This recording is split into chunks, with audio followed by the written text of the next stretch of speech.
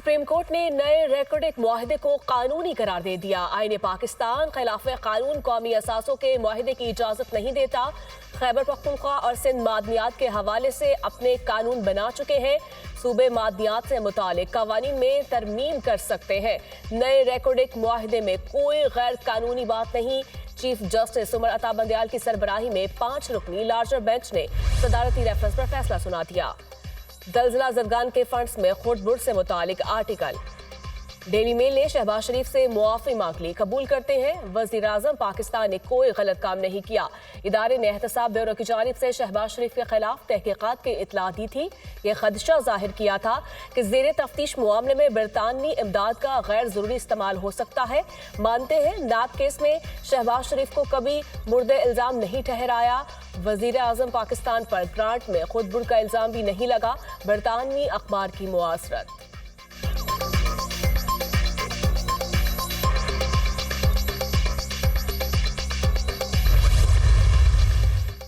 गरीब मुल्क ताकतवर को एनआरओ दे देते हैं। मुल्क में चोर इक्तदार पर बैठ गए। नैब कवानीन में तरामीम करके वाइट कॉलर क्राइम को पकड़ना नामुमकिन बना दिया गया। इमरान खान का तकरीब से खिताब।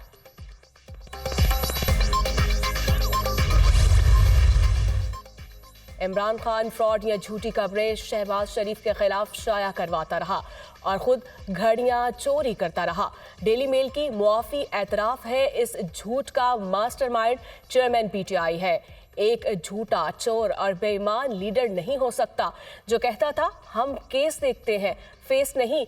डेली मेल की मुआफी के बाद वो किसी को अपना फेस दिखाने के काबिल नहीं रहे। वज़ीर दाखिला राना सनाउल्लाह का बयान। एक बार फिर सुर्खरू हुए शहबाज शरीफ पर लगाए खोखले इल्जामात की हकीकत सामने आ चुकी। इमरान न्यासी और उनकी जमात ने झूठी खबर में सहूलतकारी की।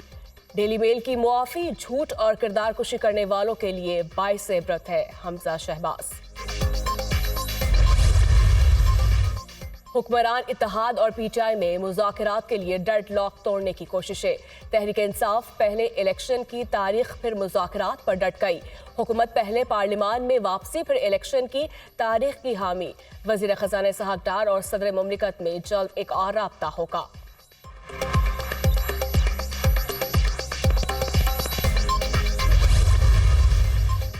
घड़ी घड़ी चोरी की घड़ियों की नित नई कहानियां मंजरे आम पर आ गईं। लगता है सारा टब्बर सरकारी तोशाखाना से चोरी की घड़ियां बेचने पर लगा था। चोरी की घड़ियां पीटीआई की सियासत के लिए घड़ियाल बन चुकी हैं। अफसोस महतमा मुफ्तखोरी और टकेमारी की बजाय कोई जायज कारोबार कर लेते तो ये दिन ना देखना पड़ता। साद रफीक का बयान। पार्लियामेंट सुप्रीम है, आइन बनाती है, इसमें तरमीम भी करती है। दाखिली तौर पर कमजोर हूं तो दुनिया फायदा उठाती है।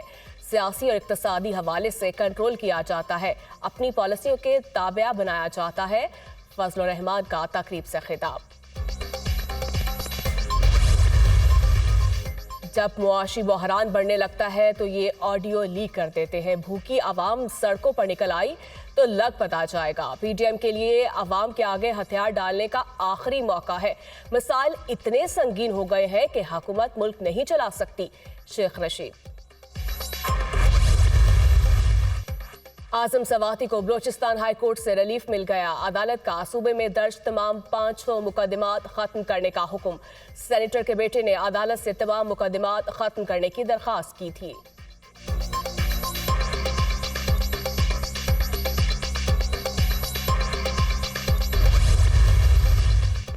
सिंध की गंदुम पहले 2 टांगों वाले चूहे खा गए थे, अब वो चूहे सैलाब मुतासरीन की इमदाद पर हाथ साफ कर रहे हैं। जरदारी माफिया ने सिंध को नाकाबिले तलाफी नुकसान पहुंचाया। जब तक ये करप्ट माफिया मुसल्लत है, सिंध के हालात नहीं बदल सकते। अली जैदी का बयान।